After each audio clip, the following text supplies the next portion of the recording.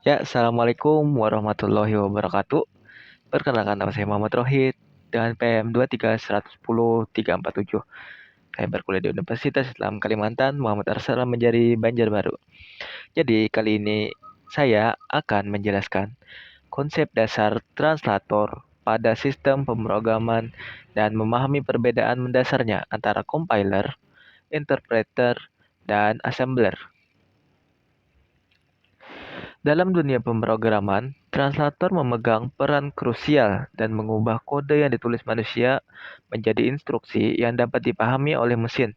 Mari kita selami lebih dalam tiga jenis translator utama yaitu compiler, interpreter, dan assembler. Pertama, kita akan membahas compiler. Compiler menerjemahkan seluruh kode program sekaligus menjadi bahasa mesin.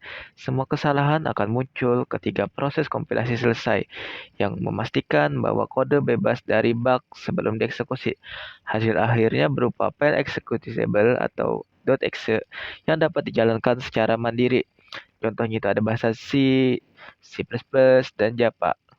Kelebihannya yaitu program lebih cepat saat dijalankan karena sudah dikompilasi menjadi kode mesin yang optimal, sangat cocok dan optimal untuk mengembangkan aplikasi skala besar dan sistem performa tinggi. Sedangkan kekurangannya yaitu waktu kompilasi bisa lebih lama, terutama untuk proyek dengan kode base yang besar. Bisa juga kurang fleksibel untuk debugging secara langsung, perlu kompilasi ulang setelah setiap perubahan. Selanjutnya, yang kedua yaitu ada interpreter. Interpreter bekerja dengan menerjemahkan baris demi baris kode saat program sedang dieksekusi. Ini berarti kesalahan dapat ditemukan dan dilaporkan secara instan ketika baris kode yang bermasalah dijalankan, menawarkan umpan balik langsung kepada pengembang. Interpreter tidak menghasilkan file executable atau .exe yang berdiri sendiri. Contohnya yaitu ada bahasa Python, PHP, Ruby, JavaScript yang dikenal dengan fleksibel dan kecepatan pengembangannya. Itu ada kelebihannya yaitu proses debugging menjadi lebih mudah dan interaktif karena kesalahan terdeteksi secara real time. Selanjutnya menawarkan eksekusi yang sangat fleksibel di berbagai platform tanpa perlu kompilasi ulang. Kekurangannya yaitu eksekusi program cenderung lebih lambat dibandingkan dengan program yang dikompilasi karena terjemah terjadi saat runtime. Selanjutnya kekurangannya cocok untuk aplikasi yang sangat besar atau memerlukan performa tinggi di mana kecepatan eksekusi adalah kunci. Dan yang terakhir yaitu ada assembler atau jembatan ke hardware.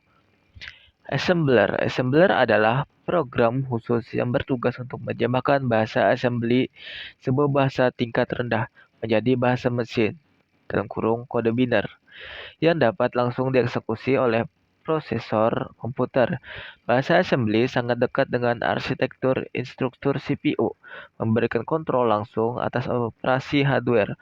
Contoh penggunaannya umumnya ditemukan dalam pengembangan sistem operasi, embedded system, dan sistem tertanam, driver hardware, dan aplikasi yang membutuhkan optimasi performa ekstrim. Kelebihannya itu sangat cepat dan efisien dalam eksekusi, karena kode langsung berkomunikasi dengan hardware. Selanjutnya memberikan kontrol penuh dan mendalam terhadap sumber daya dan operasi hardware. Itu kekurangannya ada sangat sulit untuk dipahami, ditulis, dan debug oleh manusia karena kompilasinya. Selanjutnya, tidak produktif untuk pengembangan aplikasi skala besar atau proyek dengan waktu pekerjaan yang singkat. Sini kita ada tabel perbandingan singkat antara compiler, interpreter, dan assembler. Di cara kerja,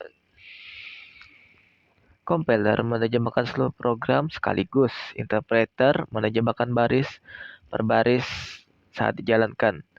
Selanjutnya, kalau assembly menerjemahkan bahasa assembly. Kecepatan eksekusi compiler itu cepat, interpreter lebih lambat dari compiler, dan assembler itu sangat cepat. Deteksi error compiler muncul setelah proses kompilasi selesai. Sedangkan interpreter muncul saat baris kode dijalankan. Dan assembler umumnya pada level mesin sulit dideteksi. Selanjutnya ada contoh bahasa. Compiler itu ada bahasa C, C++, dan Java. Sedangkan interpreter itu ada Python, PHP, dan JavaScript. Dan yang terakhir assembler yaitu contoh bahasanya assembly. Catatan, pemilihan translator yang tepat sangat bergantung pada kebutuhan proyek, mulai dari performa aplikasi, kemudian debugging, hingga tingkat kontrol terhadap hardware. Selanjutnya, saya akan menjelaskan bagian-bagian dari diagram kompilasi ini. Yang pertama ada source code. Source code merupakan kode program yang ditulis oleh programmer menggunakan bahasa tingkat tinggi seperti C, Java, dan C++. Dan yang kedua yaitu lexial analysis dalam kurung tokenization.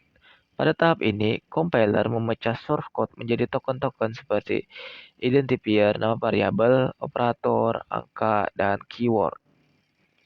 Dan yang ketiga yaitu syntax analysis dalam kurung parsing.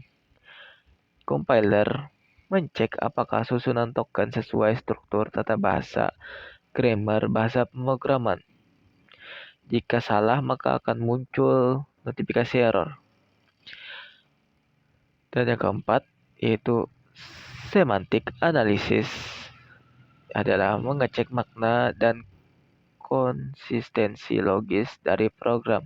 Misalnya, tipe data harus sesuaikah, variabel harus sudah dideklarasikan, atau operator harus valid. Yang kelima, ada intermediate code generation. Adalah contoh compiler menerjemahkan kode menjadi kode perantara intermediate representation atau IR yang lebih dekat ke mesin tapi masih tidak spesifik terhadap platform. Dan yang keenam itu optimization, kode optimasi agar lebih cepat dan efisien. Misalnya menghapus instruksi tidak perlu, mempercepat perhitungan, dan meminimal penggunaan CPU atau memori. Dan terakhir yaitu ada kode generate. Kode perantara diubah menjadi kode mesin assembly sesuai instruksi hardware. Dan yang ke-8 ada